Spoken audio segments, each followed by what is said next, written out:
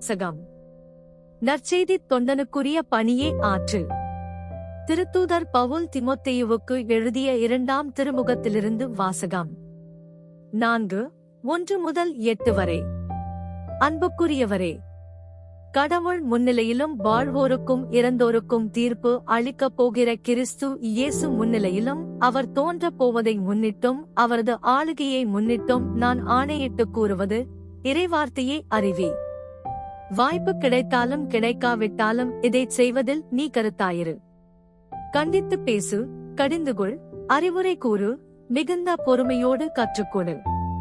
ஒரு காலம் வரும், அப்போது மக்கள் நலந்தரும் போதனையை தாங்க மாட்டார்கள். மாறாக செவித்திறவு கொண்டவர்களாய் தங்கள் தீய நாட்டங்களுக்கேற்ப தங்களுக்கென போதகர்களை திரட்டிக் கொள்வார்கள். உண்மைக்கு செவிசாய்க்க மறுத்து புனைகதைகளை நாடிச் செல்வார்கள். நீயோ அனைத்திலும் அறிவு தெளிவோடிரு, துன்பத்தை ஏற்றுக்கொள், நற்செய்தியாளனின் பணியே ஆற்று, உன் திருத்தொண்டை முழுமையாய்ச் செய். ஏனெனில் நான் இப்போதே என்னை பலியாக படைக்கிறேன். நான் பிரிந்து செல்ல வேண்டிய நேரம் வந்துவிட்டது. நான் நல்லதொரு போராட்டத்தில் ஈடுபட்டேன். என் ஓட்டத்தை முடித்துவிட்டேன். விசுவாசத்தை காத்துக் கொண்டேன். இனி எனக்கென வைக்கப்பட்டிருப்பது நேரிய வாழ்வுக்கான வெற்றி வாகையே. அதை இறுதி நாளில் ஆண்டவர் எனக்கு தருவார்.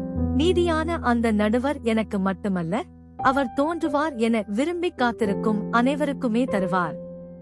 ஆண்டவரின் அருள்வாக்கு. இறைவனுக்கு நன்றி.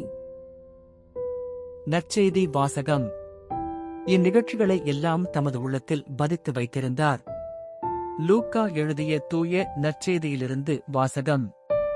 2:41-51 வரை.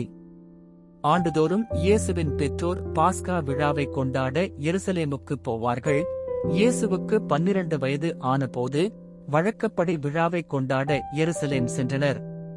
விழா நாள்கள் முடிந்து அவர்கள் திரும்பிய போது சிறுவன் இயேசு எருசலேமில் தங்கிவிட்டார். இது அவருடைய பெற்றோருக்கு தெரியாது. பயணிகள் கூட்டத்தில் அவர் இருப்பார் என்று எண்ணினர். ஒருநாள் பயணம் முடிந்த பின்பு உறவினரிடையேயும் அறிமுகமானவர்களிடையேயும் அவரை தேடினர். அவரை காணாததால் அவரை தேடிக்கொண்டு எருசலேமுக்கு திரும்பிச் சென்றார்கள். 3 நாள்களுக்குப் பின் அவரை கோவிலில் கண்டார்கள்.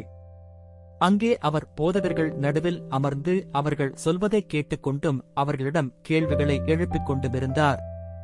அவற்றை கேட்ட அனைவரும் அவருடைய புரிந்து கொள்ளும் திறனையும் அவர் அளித்த பதில்களையும் கண்டு மலைத்துப் போயினர். அவருடைய பெற்றோரும் அவரைக் கண்டு வியப்பில் ஆழ்ந்தனர். அப்பொழுது அவருடைய தாய் அவரை நோக்கி, மகனே, ஏன் இப்படிச் செய்தாய்? இதோ பார், உன் தந்தையும் நானும் உன்னை மிகுந்த கவலையோடு தேடிக் கொண்டிருந்தோமே என்றார். அவர் அவர்களிடம், நீங்கள் ஏன் என்னை தேடினீர்கள்? நான் என் தந்தையின் அலுவல்களில் ஈடுபட்டிருக்க வேண்டும் என்பது உங்களுக்கு தெரியாதா என்றார். அவர் சொன்னதை அவர்கள் புரிந்து கொள்ளவில்லை. பின்பு அவர் அவர்களுடன் சென்று நாசரேத்தை அடைந்து அவர்களுக்கு பணிந்து நடந்தார். அவருடைய தாய் இந்நிகழ்ச்சிகளை எல்லாம் தமது உள்ளத்தில் பதித்து வைத்திருந்தார். ஆண்டவரின் அருள்வாக்கு. கிறிஸ்துவே உமக்கு புகழ்.